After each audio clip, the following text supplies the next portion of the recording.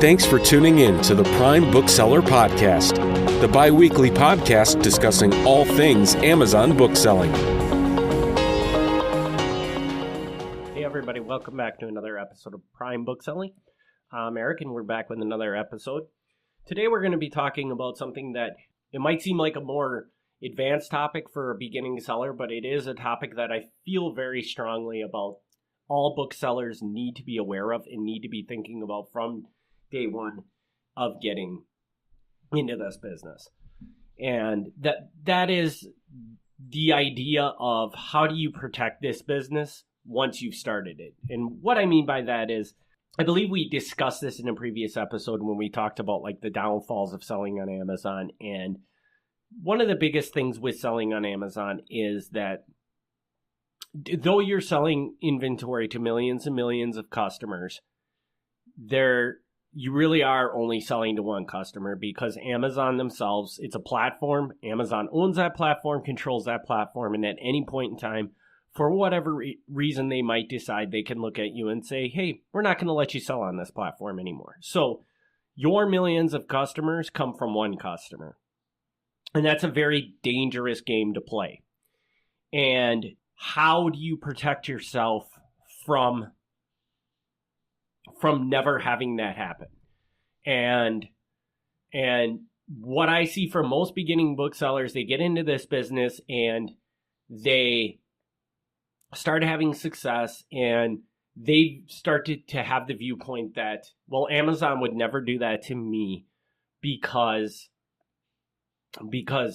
I'm making them a lot of money, they're making me a lot of money, it's a great partnership, why would they ever even consider getting rid of me? And that is a wrong way to approach it. Go ahead, I'm not even going to venture to guess what the numbers are, but go ahead and look online and see how much Amazon does in sales. Compare that to the sales that you're making through their platform, and really think to yourself, do you think Amazon cares if you go away?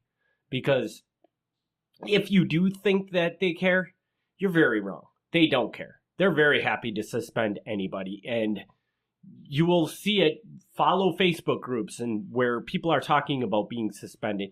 I mean, they're suspending $1 million sellers every day. I say this because I want you to be aware of it. I don't want to scare anybody into thinking, well, I'm not going to sell on that platform. That sounds terrible. And it isn't terrible, because like we said in the upsides and downsides of selling on Amazon, the upsides are way greater than the downsides to Amazon. But there are downsides, and you have to deal with those downsides. And so what are the things that you can do from day one to help protect yourself from Amazon? And the beauty of it is, probably in the last 5 years, Amazon has made gaping steps to make it very clear to you what status your Amazon account is in. And what I mean by that is that 5 years ago, when somebody got suspended, they really, for the most part, didn't have any idea it was even coming, because there was no real way to tell, what is Amazon tracking and what are they mad at me for doing? What have I done wrong? They might send out some obscure email every once in a while to tell you that something happened, but the emails were crafted in such a way where you had really no idea that how big of a deal it was.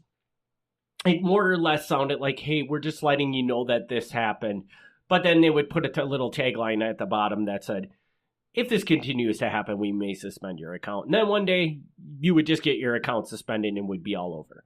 So the beauty of it is now, modern day, they do have tools. They have, if you go into your Seller Central account, you can look at, there is a tab right on there that says performance. And you go into the performance and they have all the breakdown of all the things that they measure. You can see how you're performing in there.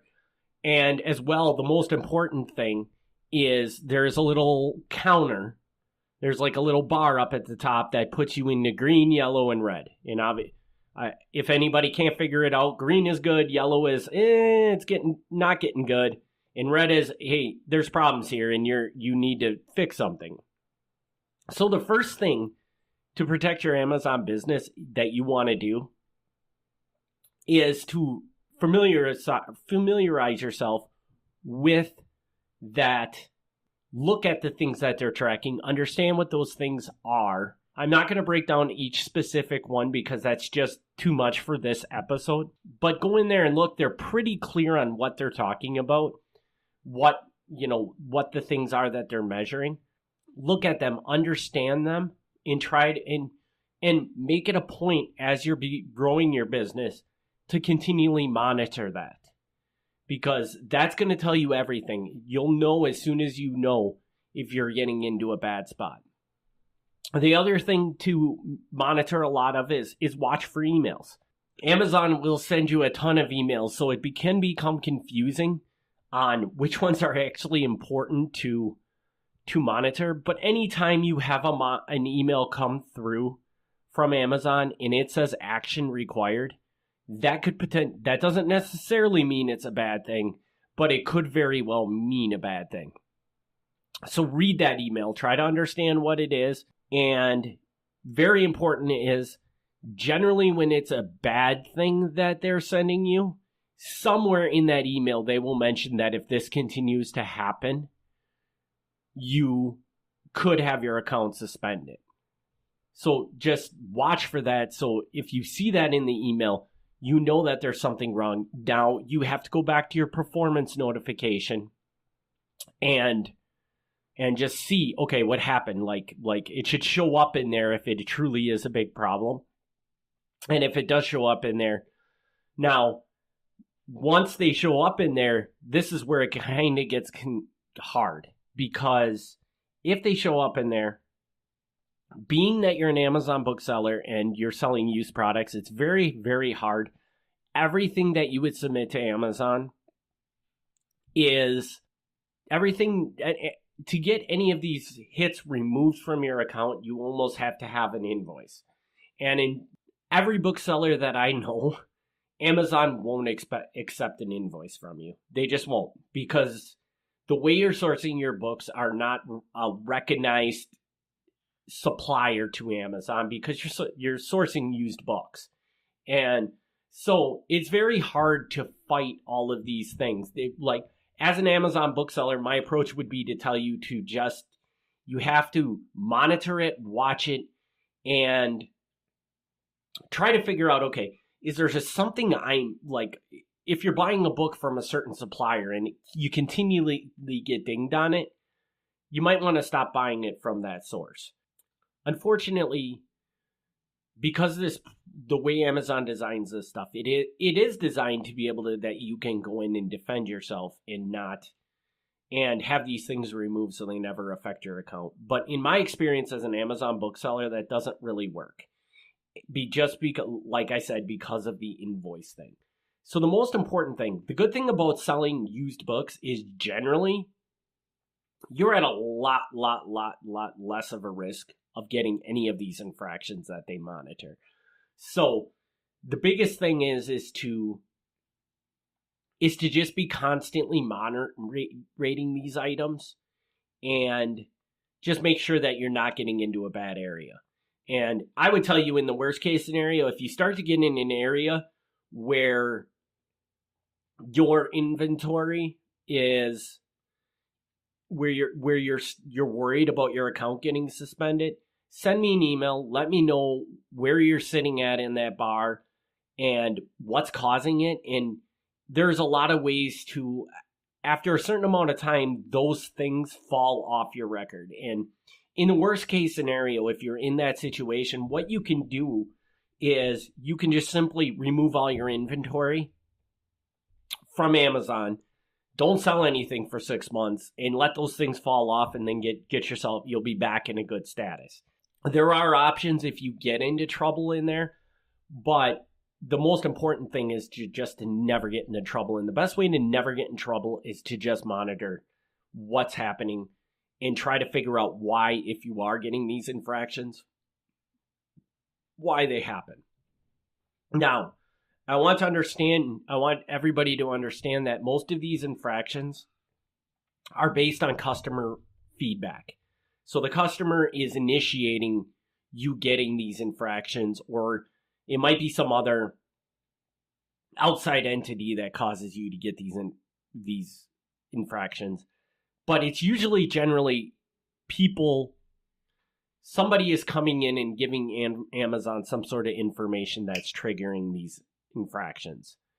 And generally that's done through feedback. Maybe they might be like calling into Amazon and the agent is taking a note that triggers a system to cause one of these infractions, whatever it might be. But there's some sort of data point coming in from an external source that's telling Amazon, hey, this is a problem and we're going to infract you for it. So in hindsight of it all, a lot of these issues, you might get one and there really is nothing you can do about it. There just simply isn't. And the good thing about it, like I said, with the experience of used books, it isn't very common that you run into one of these infractions. But if you do run into one of these infractions, you might look at it and be like, I don't know what to do about this. The person is saying this. I can't imagine the book had that problem, but maybe it did. Or, why? How do I defend that? And unfortunately, in most situations, there is no way to defend it. So you need to, in that sense, that's where it comes back to why you just need to be monitoring this and make sure you never get into a dangerous level. And if you start to feel like you're in a dangerous level, like I said, if you get to that point and you don't know what to do, reach out to sales@kingsridgemedia.com. I'm happy to help you figure out the next move to basically secure your account until you're back into a safe place. Now, most of the time if you're doing that, what's going to end up happening is you're going to take all or most of your inventory offline to do that. So don't reach out to me if you're not willing to do that. If you're going to look at me and say, no, I can't do that, this is my livelihood, well, then you're just going to have to risk it and hope your account doesn't get suspended because, at a certain point, there's not a whole lot you can do. So, but there are options if you're willing to make sure, if you're willing to do what needs to be done to make sure your account is safe, there are options we can give you to do that. But if one of the stipulations is I can absolutely not stop selling things, you might just be in trouble and you might just have to risk it. That is the number one thing that I would advise you to recommend is to protect your account, is to get more, to make sure you understand that performance tab and make sure that you're constantly monitoring what's happening with your account. If you see an action required email in your mailbox, do not ignore it. Read it, understand it, and figure out, put some thought into, is this something I'm doing or is this an infraction that just came through because a customer complained about something that I can't really control? And if it is something that the customer just complained about, just make sure it's not happening they're going to happen every once in a while. But like generally my account, I might get one or two a year, which is, for the volume I sell, it's never anything to worry about. But if you're getting them on a pretty consistent basis, there is probably something you're doing wrong, and you need to dig into what that is and what you need to fix it before it becomes a huge problem.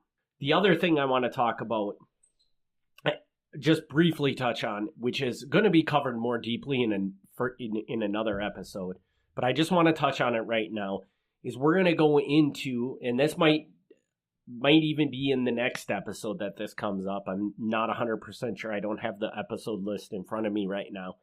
But what we're going to talk about is when you design your book selling business, you're going to start thinking about other revenue streams you can draw in to that business that are not from Amazon. And this is a great way to protect your business, because if you employ these strategies, now you're not pulling every dollar of your business from Amazon.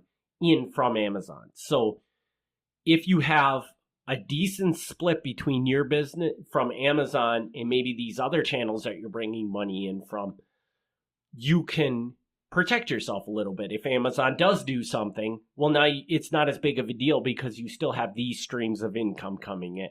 And I strongly recommend from day one, you don't have to implement channels outside of Amazon from day one. In fact, I would recommend you do not, because I find that if you want the most success, you should focus on one project at a time, get that project working before you jump to a different project. But I do think that from day one, you should be thinking about this, because I cannot tell you how many people I run into that are Amazon sellers. They get into Amazon and they start selling lots and lots of stuff, and they're like, why would I ever leave Amazon? And I silently sit there and say, well, I would leave Amazon, because what happens if Amazon ever does anything and you lose your whole business? I would be looking at other channels to be making money. But once people get into that groove where they're making a ton of money off this channel, it's really hard to wrap your head around going off and doing something else, because it's like, well, I could just stay focused on this and just continue to grow this. But it's also putting you at risk. So in a future episode, we're going to talk about some of the things that you can do to expand into channels beyond just Amazon.